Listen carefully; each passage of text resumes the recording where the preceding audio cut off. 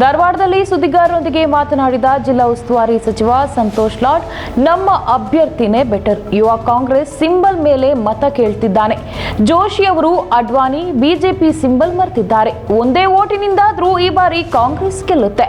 ಜೋಶಿ ಅವರು ಸರ್ವೆ ಬಗ್ಗೆ ಮಾತನಾಡುತ್ತಿದ್ದಾರೆ. 10 ವರ್ಷದಲ್ಲಿ ಬಿಜೆಪಿ ಏನ್ ಮಾಡಿದೆ? ಬಡತನ ನಿರ್ಮೂಲನೆ, ಆರ್ಥಿಕ ಪರಿಸ್ಥಿತಿ ಬಗ್ಗೆ ಮಾತನಾಡಲೇಬೇಕು. ಮೂಲಭೂತ ವಿಷಯದ ಬಗ್ಗೆ ಮಾತನಾಡಲಿ, ಅದಕ್ಕೆ ಉತ್ತರ ಕೊಡುತ್ತೇವೆ. ಗ್ಯಾರಂಟಿ ಯೋಜನೆಗಳನ್ನ ಕೂಡ ಕೊಟ್ಟಿದ್ದೇವೆ.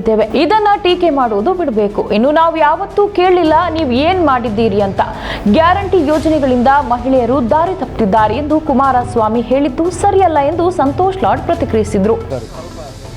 ನಾವು I am very sorry to hear this.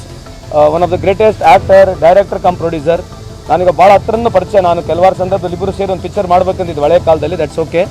But great talent, we have lost a great human being ಅಂತ ಈ ಸಂದರ್ಭಕ್ಕೆ ಹೇಳಲಿಕ್ಕೆ ಬಯಸ್ತೇನೆ.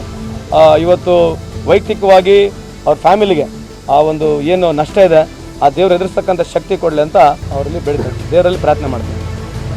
Thank you.